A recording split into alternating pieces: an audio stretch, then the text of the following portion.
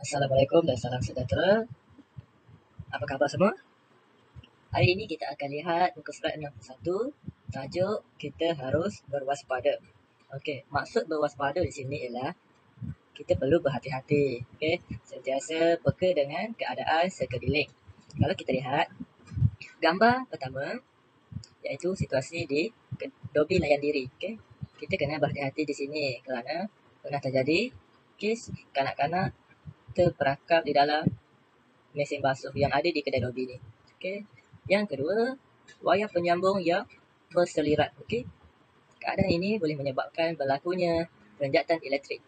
Yang ketiga, kerusi urut. Okey, kerusi urut yang menggunakan tenaga elektrik perlu diselenggara dengan baik dan berjadual supaya tidak berlakunya kejadian renjatan elektrik. Dan yang terakhir sekali, gambar paling bawah iaitu menggunakan telefon semasa mengecas.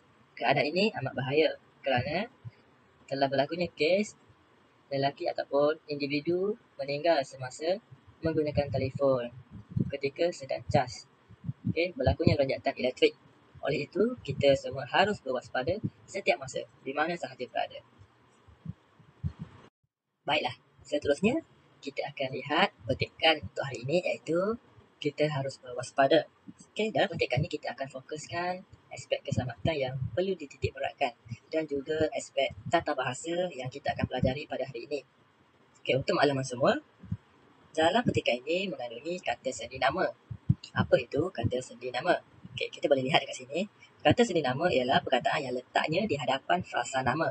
Contohnya, di, ke, oleh, daripada, dalam, pada. Okay, cikgu minta kamu baca dulu petikan ini sendiri dalam masa 2 minit. Kamu boleh tekan pause dulu, boleh tekan berhenti sekejap untuk membacakan petikan ini sehingga habis. Okey.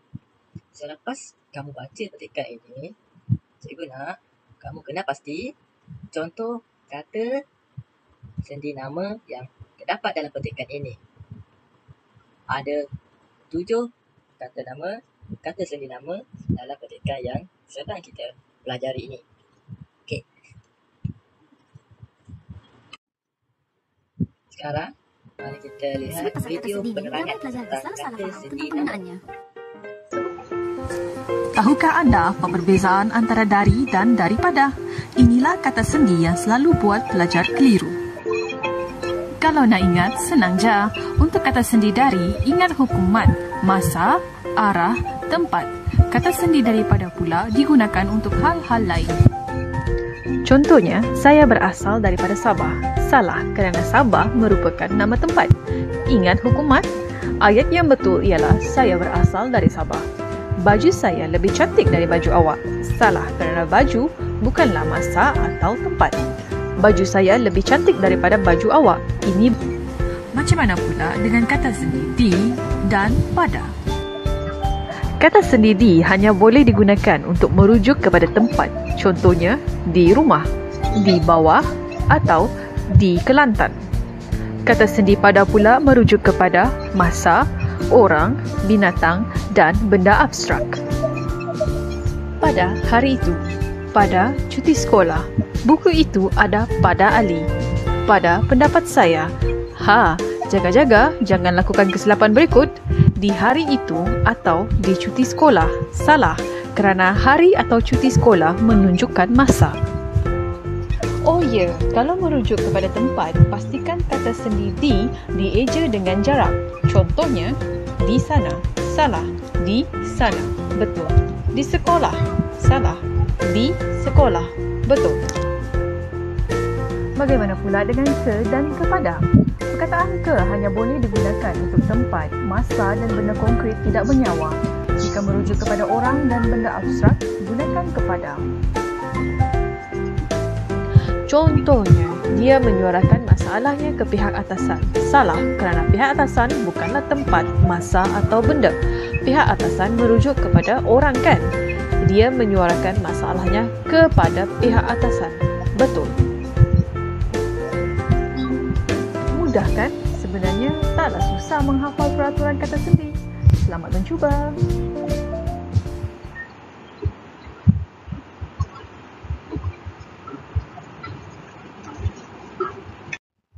Sekarang kita lihat Apa itu kata sendi secara dalam bentuk grafik? Okey, tadi kita dah tengok penerangan dalam bentuk video, sekarang dalam bentuk grafik. Okey, ada penerangan di tepi ini. Kata sendi nama ialah kata yang digunakan untuk menghubung ataupun menyambung frasa nama dengan frasa-frasa yang lain dalam ayat. Kata sendi nama terletak di hadapan frasa nama. Kata sendi nama digunakan untuk menyatakan arah, asal-usul, tempat dan sebagainya. Kata sendi nama mempunyai fungsi yang berlainan dan ditentukan oleh peraturan-peraturan yang khusus.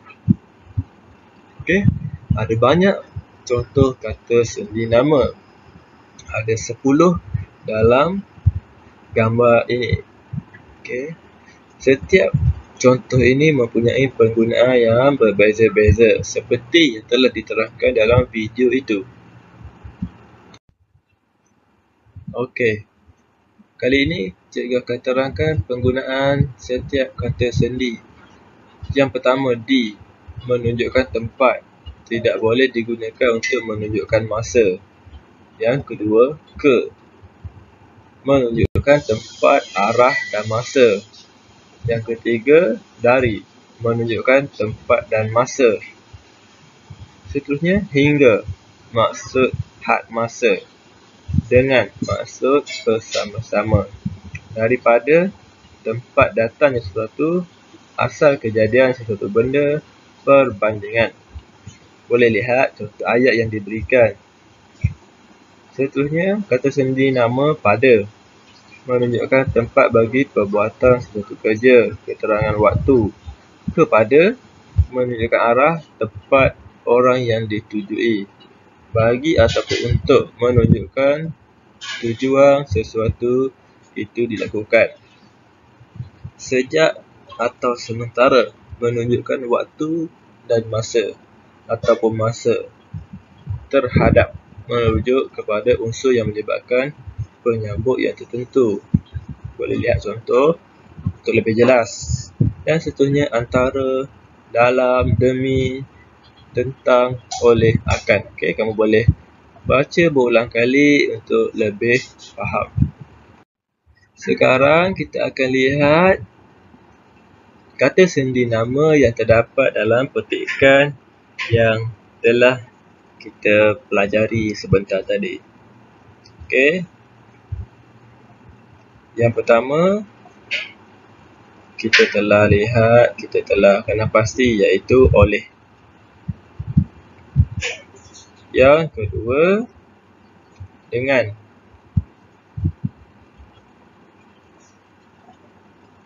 Yang ketiga, ke. Yang keempat, bagi.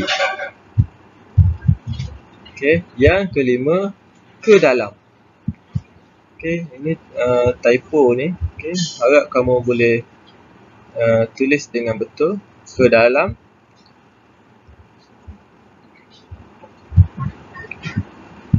Okey. Dan seterusnya, di,